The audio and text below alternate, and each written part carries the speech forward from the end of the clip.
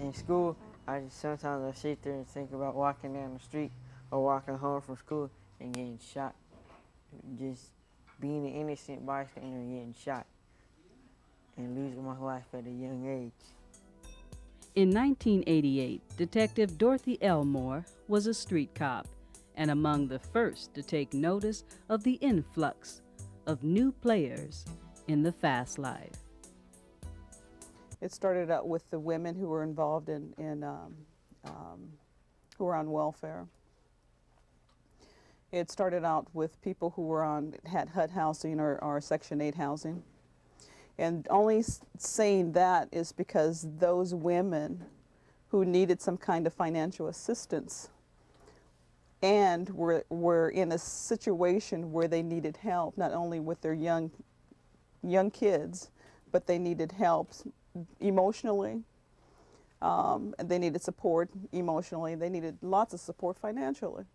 And these guys knew it. These guys coming up from California knew that. So they targeted in on these particular women, young women with babies living in Section 8, and said, hey, I'll pay you so much money if you let me stay here. The other segment of the community was elderly people. They also needed that additional financial stability, and that's what they offered. They came in and said, hey, I pay you so much money, you allow me to stay here, can I rent a room from you? I'll pay you a couple $100 a week. They stay there. Within a week time, they're dealing dope out of their house. When cocaine really hit, then the activity around in the neighborhood also changed. People were experiencing drug houses that got set up, and then there'd be more burglaries in the neighborhood. There were some more assaults, and there were purse snatches, robberies, that kind of thing, if people were real frantic, some addicts. And so the fear level went up for a lot of neighborhood people. The community reacted with punitive and preventative measures. We needed to do some immediate kinds of things. We needed to ask for some help from the police bureau and enforcement. So we believe in a holistic approach, which is enforcement, which is education through the GREAT program, and also through intervention programs such as the Police Activities League and the Boys and Girls Club. We think that that type of approach is the right way to go if we're really going to get ahead of the gang problem, because we're never going to be able to make enough arrests. And a lot of the issues that are related to gangs and gang behavior and gang involvement are not strictly something that can be addressed through enforcement. I am scared for my son. I'm scared for a lot of our teens in this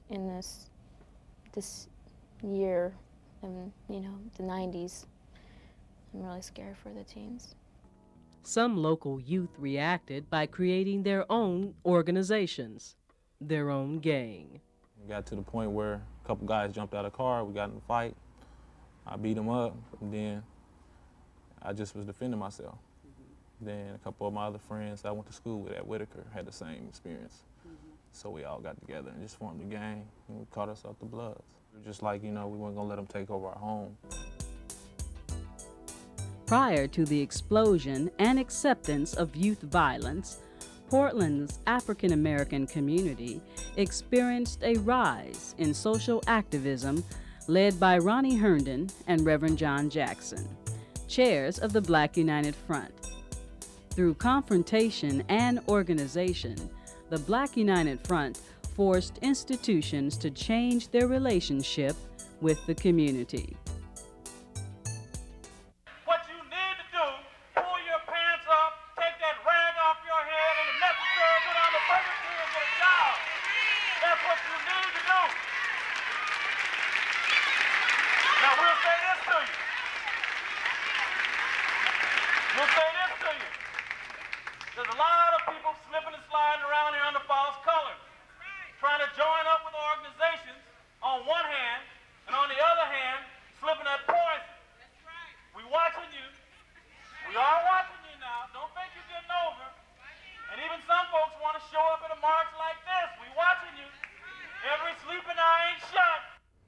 This community, for years, raised issues that we felt were detrimental to the quality of life for people in the black community, and really the quality of life for all people in Portland. We talked about the fact that the school system was not working for black children, nor was it working for other low-income children. And one of the things that we said before the gang activity started, as long as you have a system in which young black children, by the time they're in the 3rd grade, they are as much as 2 grades behind white children, and they have a much higher dropout rate.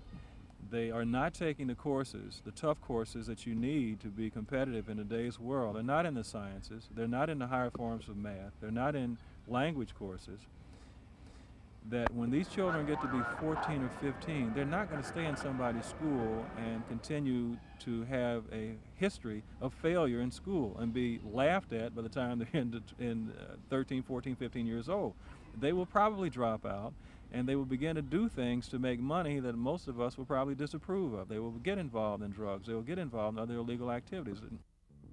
The type of changes we have seen at the grassroots level should have occurred over a lifetime, but they happened in less than 10 years. It's a choice that someone made to take their life. What we know of some of the situations, it was something real simple that it used to be years ago that you would just get in a fight over, and that was it, a fist fight. Now it's, well, the way to solve it is I'll shoot the person, or I just don't happen to like you, or you've done this, or this person did this, or you're from this side of town, or you're from that side of town, or you're with this set, you're with that set. Or people, as they're saying, putting work in, trying to build a name. How do you build a name on taking somebody else's life? And what does that say about your life? As I go to these funerals, I see all of their friends come, and I mean, they're hurt. They're hurting bad, hurting real bad, but yet will continue that same lifestyle that got their friend killed. Well, we need to go find the person, you know, who killed my brother. And then my grandma had came outside and she was telling everybody, she was like, well, it's not about that. He died because of a bullet and we over here suffering. She said, how do you know, that the person that killed him, his family's not going to be over there suffering just like us. Only responsibility that I really take, and a few others that originated from 15 Hood, is the name. You know, if it wasn't for us bringing out 15